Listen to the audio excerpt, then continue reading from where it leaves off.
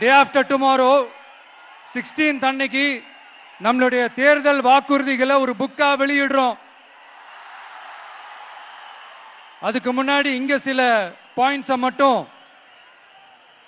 உங்களுக்கு படிச்சுட்டு போயிடுறேன். அதை மட்டும் கொஞ்சம் கவனமா கேளுங்க ப்ளீஸ் நண்பர்களே. ஓகே, ஆல் வெல் தேர், ஆல் வெல். பேசலாமா? கொஞ்சம் அமைதியா இருங்க ப்ளீஸ். நெசவாளர்கள், சிறு குறு நடுத்தர தொழில்கள் மற்றும் விவசாயிகள் மற்றும் காவல்துறையினர் சம்பந்தமான நம்மளோட அஜெண்டா சிலதை உங்ககிட்ட நான் படிக்கிறேன். ஒன்று, நெசவாளர்களின் தயாரிப்புகளை நேரடியாக சர்வதேச சந்தைகளில் விற்பனை செய்வதற்காக அரசுக்கு சொந்தமான ஒரு உலகளாவிய இ காமர்ஸ் பிராண்ட் உருவாக்கப்படும். மேலும் முக்கிய நகரங்களில் வெற்றி தறி விற்பனை நிலையங்கள் ஷோரூம்ஸ் அமைக்கப்படும். இரண்டாவது, நிலையற்ற நூல் விலை மற்றும் மின்சார நெருக்கடி சுமையை பகிர்ந்து கொள்ள கைத்தறி மற்றும் விசைத்தறி வைத்திருக்கும் ஒவ்வொரு நெசவாளர் குடும்பத்திற்கும் ஆண்டுக்கு 30,000 ரூபாய் வங்கி மூலம் நேரடியாக நமது டிவிக்கு அரசு வழங்கும். மூணாவது, கைத்தறிகளுக்கான இலவச மின்சாரம் 500 யூனிட்டுகளாகவும் விசைத்தறிகளுக்கான இலவச மின்சாரம் 1500 யூனிட்டுகளாகவும் உயர்த்தப்படும். அடுத்தது, நெசவாளர்களின் உற்பத்தி செலவுகளை குறைப்பதற்காக அவர்கள் வழங்கும் நூல், சாயங்கள் மற்றும் ரசாயனங்களுக்கு நமது டிவிக்கு அரசால் 50% மானியம் வழங்கப்படும். அடுத்தது, நமது டிவிக்கு அரசில் அனைத்து நெசவாளர்களுக்கும் ரூபாய் 10 லட்சம் ஆயுள் காப்பீடு வழங்கப்படும். மேலும் நெசவாளர்களின் முதியோர் ஓய்வூதியம் மாதம் 3000 ரூபாயாக உயர்த்தப்படும். குறு சிறு மற்றும் நடுத்தர தொழில்களின் வளர்ச்சி, லட்சக்கணக்கான வேலை வாய்ப்புகளை உருவாக்குற துறையில ஒண்ணுதான் இந்த MSMEs. இந்தியாவிலேயே அதிகமான MSMEs இருக்கிற மாநிலங்கள்ல நம்ம தமிழ்நாடும் ஒண்ணு. ஆனா இப்படிப்பட்ட இந்த பெருமைக்கு இன்னும் மிக பெருமை சேர்த்தது யார் தெரியுமா? இந்தியாவிலே அதிகமான MSME நிறுவனங்கள் மூடப்பட்டதுல தமிழ்நாடு தான் 2வது மாநிலம். இந்த பெருமையை உண்டாக்குனது தான் திமுக ஆட்சியோட மிகப்பெரிய சாதனை. இப்போ இந்த குறு சிறு மற்றும் நடுத்தர தொழில்களோட வளர்ச்சிக்காக நம்ம டிவிக்கு அரசு என்னெல்லாம் செய்யும்னு கொஞ்சம் பார்க்கலாம். முதல்ல, நெருக்கடியில் உள்ள குறு சிறு மற்றும் நடுத்தர நிறுவனங்களுக்கு உதவுவதற்காக ரூபாய் 15,000 கோடி ஸ்டேட் கிரெடிட் கேரண்டி ஃபண்ட் உருவாக்கப்படும். இரண்டாவது, குறு சிறு மற்றும் நடுத்தர நிறுவனங்கள் மூடப்படுவதற்கான மிகப்பெரிய காரணங்களில் ஒன்று 400% மேல உயர்ந்துள்ள பீக் ஹவர்ஸ் மின் கட்டணம். இது குறிப்பாக ஜவுளி துறையில் உள்ள குறு சிறு மற்றும் நடுத்தர நிறுவனங்களை பாதித்துள்ளது. டிவிக்கு குறு சிறு மற்றும் நடுத்தர நிறுவனங்களுக்கான MSMEs இந்த பீக் ஹவர்ஸ் மின் கட்டணத்தை நமது டிவிக்கு அரசு நிறுத்தி வைக்கும். அடுத்தது, விரிவான ஆய்வுக்கு பிறகே மின் கட்டணத்தை முறைப்படுத்தும். மேலும் குறு சிறு மற்றும் நடுத்தர நிறுவனங்கள் அடுத்து வரும் 5 ஆண்டுகளுக்கு 100% மின்சார வரி விலக்கை பெறும். அடுத்தது, குறு சிறு மற்றும் நடுத்தர நிறுவனங்கள் உலகளவில் போட்டி போடுவதை உறுதி செய்வதற்காக அவற்றை நவீனமயமாக்க ஒரு யூனிட்டுக்கு ரூபாய் 50 லட்சம் வரை என்ற அளவில் 35% நேரடி மூலதன மானியத்தை நமது டிவிக்கு அரசு வழங்கும்.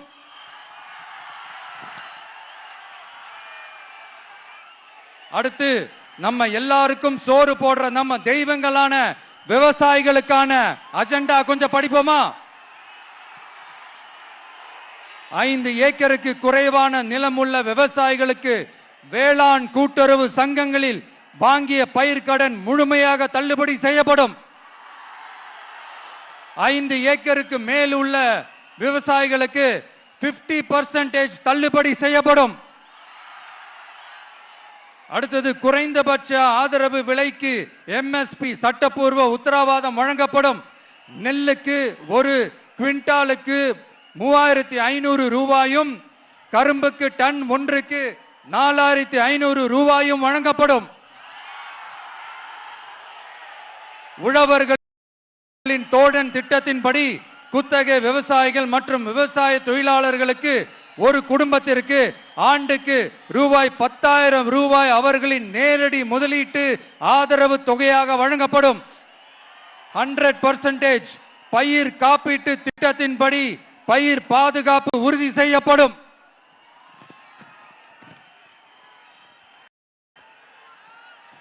கடைசியாக நமது அரசு ஊழியர்கள் நலன்.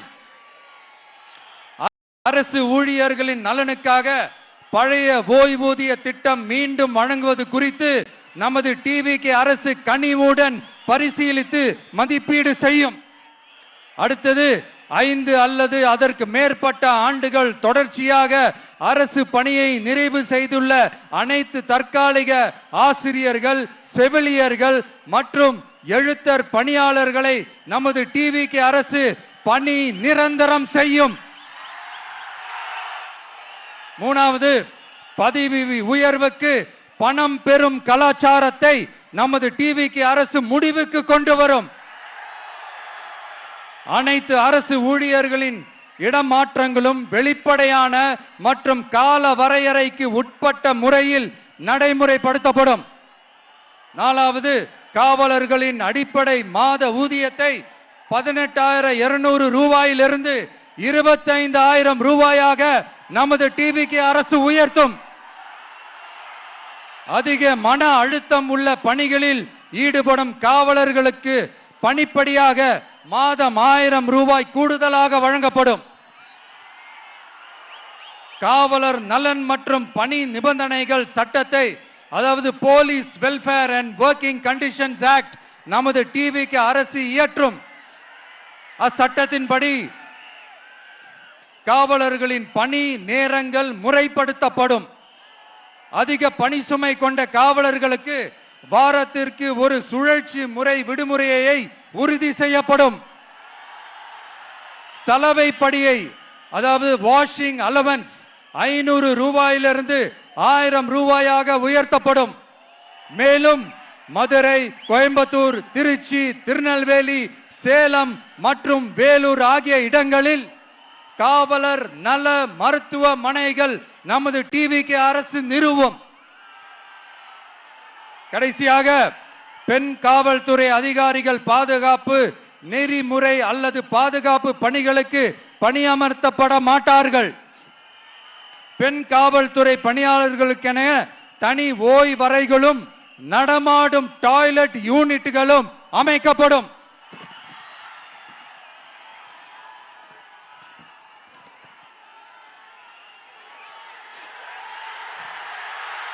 நீங்க எல்லாரும் இந்த விஜய 100% நம்பலாம்.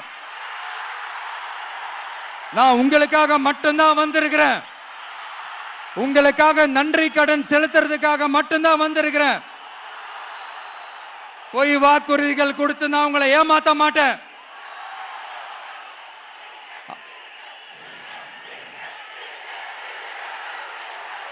அதனால உங்க அண்ணனுக்கு, உங்க தம்பிக்கு, உங்க மகனுக்கு, உங்க பிள்ளைக்கு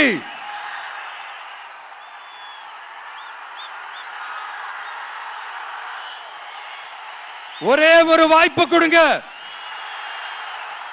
தயவு செஞ்சு விசில் சின்னத்துக்கு ஓட்டு போடுங்க. இது ஒரு விசில் புரட்சி தேர்தலா இருக்கணும்.